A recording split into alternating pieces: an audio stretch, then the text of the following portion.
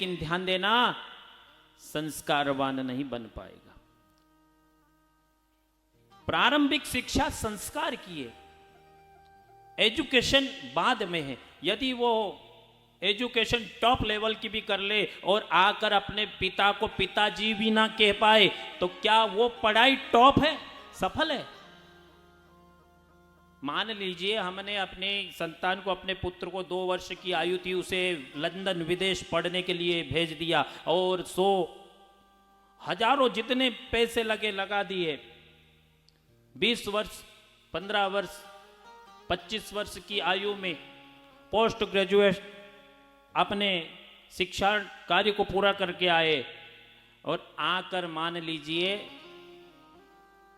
माता पिता का आदर ही नहीं किया और लंदन से पढ़ाई के साथ साथ लंदन वाली लेकर आ गया, तो बताओ पढ़ाई बेस्ट थी कि संस्कार? तो कहने का तात्पर्य मैं ये नहीं कहता कि आप 10 वर्ष की आयु के बाद पढ़ाओ, कम से कम 2-3 वर्ष तक उसकी बाल लीला में रहने दीजिए। केवल 4थे और 5वें वर्ष, 2 वर्ष, 3 वर्ष की आयु के बाद जब अच्छी तरह से बोलना समझने की, जब उसमें धीरे धीरे सुधी आए, अकल आए, तब उसे अच्छे संस्कार रूपी जल उसके जड़ में डालिए, उस पौधे को सींचिए संस्कार के जल से। अच्छे संस्कार के माता और पिता के प्रति तुम्हारे क्या आदर, क्या मर्यादा, क्या कर्तव्य होना चाहिए। सबसे पहले एक दूसरे के प्रति क्या रिश्ते नाते हैं, उन रिश्ते नातों के प्रति उस दायित्व को समझना चाहिए। यह भागवत, मैं नहीं कह रहा हूं, यह भागवत की कथा कहती है। पंचवर्षे संस्कारम। इसलिए सबसे पहली शिक्षा संस्कार की। संस्कार से ही संसार में संस्कृति की प्रागट्य होता है। अगर संस्कार नहीं है और पढ़ाई की है तो पढ़ाई केवल लैपटॉप कंप्यूटर पे ही रहेगी।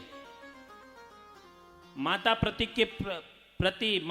के प्रति, बड़ों के प्रति जो आदर भावना, वो संस्कार, क्योंकि उसने वो संस्कार पाए ही नहीं।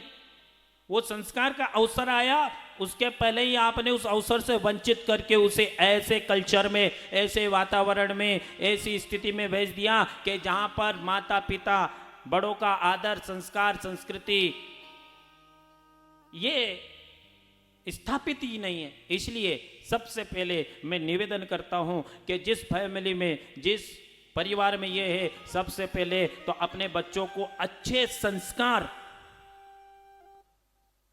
और अच्छे संस्कार के बाद में अच्छी पढ़ाई, जितनी उत्कृष्ट पढ़ाई हो उसके, लेकिन संस्कार के श्रृंगार से ही भविष्य उज्जवल हो सकता है। एक किस्सा आपको, एक दिल्ली का